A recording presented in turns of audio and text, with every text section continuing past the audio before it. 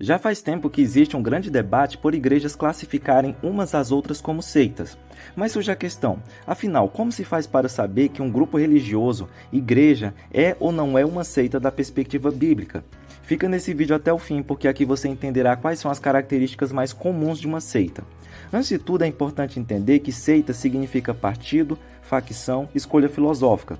O sentido original desse termo não era pejorativo, até porque o cristianismo foi chamado de seita. Mas hoje esse termo é mais utilizado para se referir a um grupo cuja prática, crença e devoção se baseiam em alguma ou várias falsas doutrinas. E para se chegar à conclusão de que uma doutrina é falsa, é preciso dizer se o que ela defende vai contra o que é ensinado na Bíblia. Dito isso, vamos às principais características encontradas nas seitas. E caso você acredite que alguma denominação, grupo religioso seja seita, deixa aí nos comentários os porquês baseados nos pontos que serão apresentados aqui no vídeo. Lembrando que uma seita não tem necessariamente todas essas características, mas costuma ter a maioria delas, no mínimo. Uma característica fundamental em qualquer seita é um líder forte e imponente. Ele é normalmente carismático e é considerado muito importante, seja porque recebe revelações especiais de Deus, ou é a encarnação de um Deus, um anjo, ou é um super profeta. Por isso diz ter uma missão extraordinária. Então ele passa a ser visto como alguém que não pode ser repreendido ou que não pode ser negado, porque discordar dele seria discordar do próprio Deus. Como você pode perceber, os evangélicos em geral não podem entrar nesse quesito como seita, justamente por não ter um líder desse tipo com novas revelações, alguém acima de qualquer suspeita. Mas é comum muitos lembrarem da figura de Lutero quando pensam em protestantismo e apontá-lo como esse fundador das seitas protestantes. Porém, ele não é tido em autoestima por evangélicos, e a maioria discorda de muitas de suas visões teológicas e opiniões. Inclusive, Lutero é um autor pouco lido fora do círculo dos luteranos, que também não colocam seus escritos como infalíveis. Portanto, para o cristão não existe um líder super iluminado depois do fechamento do cânon bíblico. Qualquer um que traga novos ensinamentos, anuncie um outro evangelho, mesmo que seja um anjo do céu, deve ser considerado maldito. É comum a qualquer seita trazer novas interpretações distorcidas da Bíblia, criadas inicialmente por seu líder iluminado. Isso acontece porque sectários utilizam meios que não são corretos para interpretar as Escrituras. A forma correta de interpretar as Escrituras são observação do momento histórico, estudo da gramática e a observação cuidadosa sobre o uso das palavras e expressões da época em que a passagem foi escrita. Essa observação é o que definirá se um texto deve ser interpretado literalmente ou figurativamente. Essa foi justamente uma das ênfases da Reforma, combater as interpretações alegóricas, que criam que os textos bíblicos tinham vários sentidos. Interpretações essas que foram fomentadas por séculos pela Igreja Católica para justificar dogmas eclesiásticos. Por exemplo, Salmo 8, 6-8 diz: Deste-lhe domínio sobre as obras da tua mão, e sobre seus pés tudo lhe pusestes. Ovelhas e bois, todos, e também animais do campo, as aves do céu e os peixes do mar, e tudo o que percorre as sendas dos mares. Esse texto foi utilizado por Antônio, bispo de Florença, para provar que Deus havia posto todas as coisas debaixo dos pés do Papa. As ovelhas são os cristãos, os bois os judeus e heréticos, os animais do campo são os pagãos, os peixes do mar são as almas no purgatório. Uma interpretação, obviamente, completamente fora do sentido do texto. Por isso a Reforma foi, em muitos sentidos, um movimento de interpretação que buscou retornar ao sentido literal e gramático histórico dos textos bíblicos. Para as seitas não bastam interpretações erradas da Bíblia. O fundador e outros líderes da seita passam a descobrir por meio de visões novas verdades sobre o céu e o inferno, além de outros assuntos dos mais variados tipos.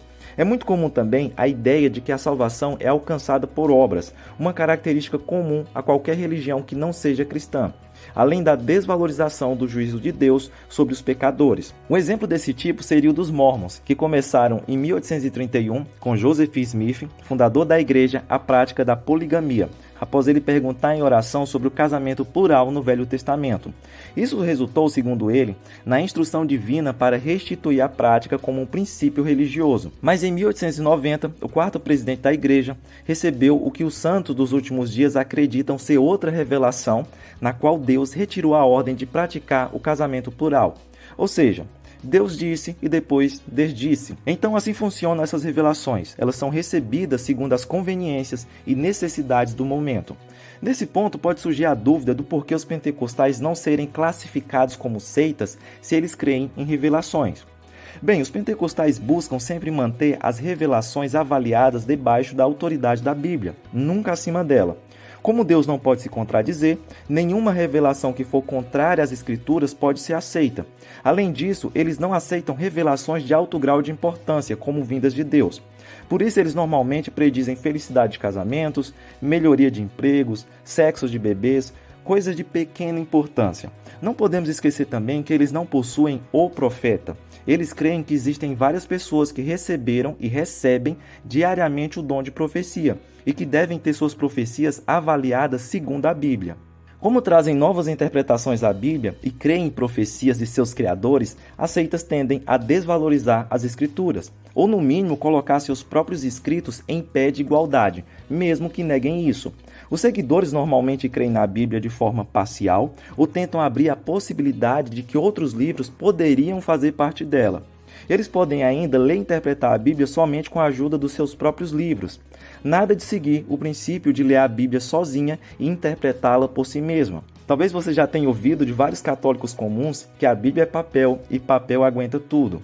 Isso não vem só dos católicos menos conhecedores. No alto clero do catolicismo, há uma tendência obrigatória de colocar a Bíblia debaixo da tradição da igreja, ou até mesmo desmerecê-la. Eles mesmos admitem que se um católico pega uma Bíblia para avaliar a doutrina da igreja, ele já se tornou um protestante.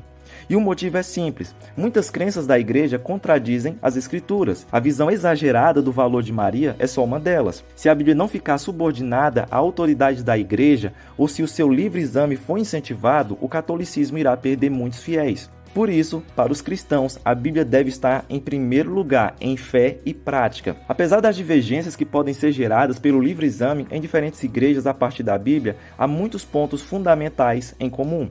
Outro ponto importante é que Jesus não é o centro da vida e da adoração de uma seita. É comum as seitas diminuírem a divindade e o senhorio de Cristo. Ele pode ser visto como um mero anjo, um espírito evoluído, um profeta sábio, mas jamais pode ser encarado como Deus. As Testemunhas de Jeová são um exemplo clássico nesse sentido. Elas adotam uma visão unitária de Deus, o que significa que eles não aceitam a doutrina tradicional da Trindade. Para elas, Deus é uma única pessoa e Jesus Cristo é uma criatura separada, uma criação direta de Deus, mas não Deus em si mesmo. De acordo com a doutrina delas, Jesus era o arcanjo Miguel antes da sua vinda para a terra. Eles acreditam que após a sua ressurreição, Jesus voltou para o céu e voltou novamente a ser arcanjo Miguel. Para fazer isso, eles reescrevem a Bíblia em vários pontos que apontam para a divindade de Jesus. Em João 8,58, a expressão foi modificada de "eu sou" para "eu já existia". E essa afirmação de Jesus é importante porque ele usa a expressão "eu sou", que faz referência ao nome de Deus revelado a Moisés na sarça ardente, conforme registrado no Antigo Testamento, no livro de Êxodo 3 e 14. Quando Deus se revelou a Moisés, ele disse: "Eu sou o que sou". Por isso que os judeus, quando Jesus falou isso para eles, pegaram em pedras. Eles perceberam que Jesus estava se fazendo semelhante a Deus. Mas como as Testemunhas de Jeová discordam disso, então a saída foi alterar a tradução da Bíblia para dar a entender que Jesus meramente existia, mas não que ele era Deus. As seitas, para se protegerem ou até mesmo crescerem, precisam ser exclusivistas. Por isso se enxergam como as únicas detentoras da verdade. Elas são a igreja remanescente, o povo escolhido. Mas como o exclusivismo encontra certa resistência, é comum dizerem que não creem serem os únicos certos, mesmo que em outros momentos admitam essa verdade ou digam que só vai para o céu uma pessoa que, mesmo pertencente a outra igreja, pense exatamente como elas. Sim, as seitas são bem contraditórias. O mesmo comportamento não é visto pelos mais variados grupos evangélicos. Por exemplo, um presbiteriano é bem diferente de um assembleiano em muitas áreas. Mas mesmo tendo várias discordâncias, os dois creem estarem mutuamente servindo a Deus. Pelo simples motivo da salvação não estar ligada à placa da igreja, mas a seguir Jesus Cristo por meio do que é ensinado na Bíblia. Se os pontos fundamentais da fé são comuns, algumas interpretações divergentes em pontos secundários não são de grande importância. Mesmo com os erros que os dois lados possam ter, está tudo bem. Um presbiteriano não busca converter um assembleiano e vice-versa. Eles têm suas divergências teológicas, mas se veem como irmãos em Cristo. Uma última característica das seitas é que elas precisam de método para manterem os membros presos, então elas utilizam as mais variadas técnicas. Primeiro, buscam isolá-los do contato com pessoas fora do grupo, assim entram as proibições sem sentido de ida a festas e comemorações de aniversário e a amizade com pessoas que não partilhem da mesma fé. Para manterem as pessoas satisfeitas e dependentes, as seitas buscam substituir a figura do pai, da mãe e irmãos por seus líderes. A tentativa é de que o membro fique isolado e dessa forma possa ser devidamente influenciado e modificado. Espero que esse vídeo tenha ajudado você a identificar melhor quais são as características de uma seita. Comenta aí embaixo e até a próxima.